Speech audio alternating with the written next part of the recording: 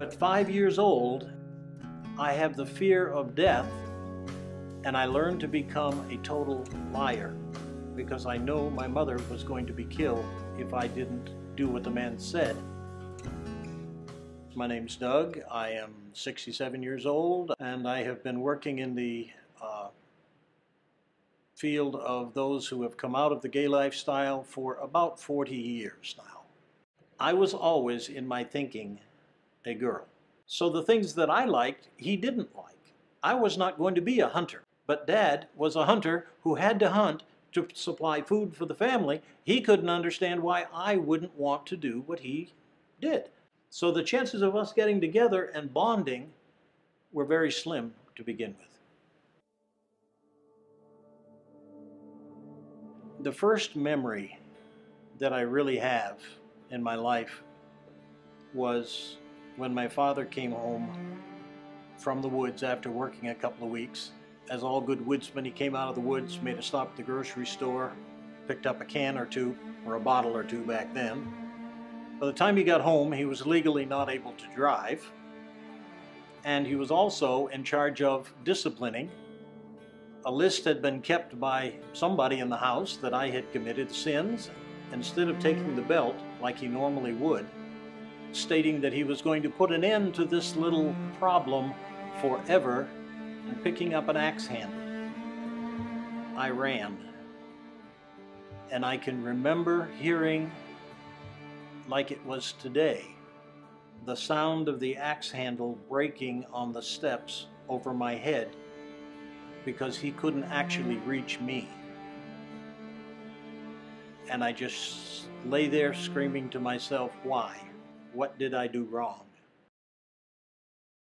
A neighbor next door had been looking at what was going on and came over and said, I saw what happened. The next time your dad comes home like that, you come to my house and you'll be safe. Be careful what safe is when it comes to your children. Because the next time Dad came home, I went to his house, and the first thing he did was initiate me into the world of molestation. And then he said, if you tell anybody what I did, I'm going to kill your mother and your brothers and sisters. And so at 5 years old, I have the fear of death, and I learned to become a total liar because I know my mother was going to be killed if I didn't do what the man said. And that began a 10-year period where he would call periodically and have some of his friends over at his place waiting for me because he was selling my services.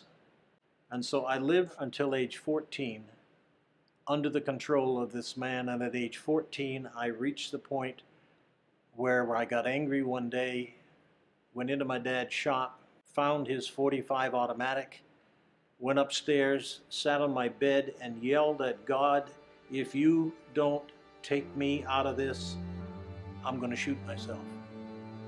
And you got 1 day to do it.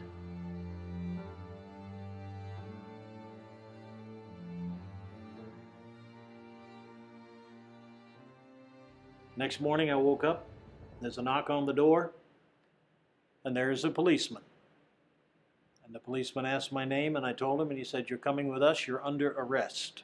You see, I had learned that if I was going to be sold and someone was going to make the money and I was going to get the pain, maybe I ought to charge a little more and get the money too. So I ceased to be a victim and became part of the problem and got caught. And I got to look in my mother's eyes when she was told that her perfect straight A Boy Scout, church-going, perfect lying child was really a street prostitute. And then I got to hear her answer. She said, I don't care. You're my son. I will love you. I will accept you. And I will help you through this problem no matter what it takes. Now, if she had rejected me in any way, shape, or form, I would have broken away and gone and got that gun. But she didn't. The church lady who had gotten into the courtroom stood up and said, "Your Honor, we have Christian boarding schools in our church.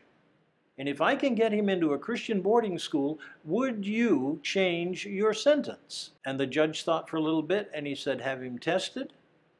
If the psychiatrist says he can change, and if you can find a school that will take him, I will change my sentence." They gave me all the tests.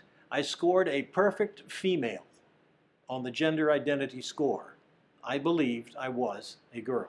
But the psychologist that gave me the test said, "I have been through a problem worse than yours. I think God's got something special. I'm going to allow you to go to that school." And he did a miraculous thing. He actually signed the paper. Saturday, I am at the school, a most beautiful Christian school in New England, sitting in front of a principal. I saw him bow his head. When he stopped, opened his eyes again, he picked up my file, opened the drawer of the desk, put my file in the drawer, and said, "If you don't open that drawer in 4 years, I won't either." Welcome to your new home. And in 4 days, I went from the hell of the street to the most beautiful Christian school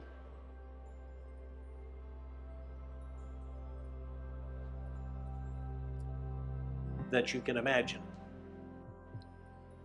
In 4 years, I was the student dean of the dormitory in charge of the 75 boys. Went on to college, became a teacher, did some preaching, did some counseling, and have spent the last 40 years reaching back, trying to draw out those kids that I know are there.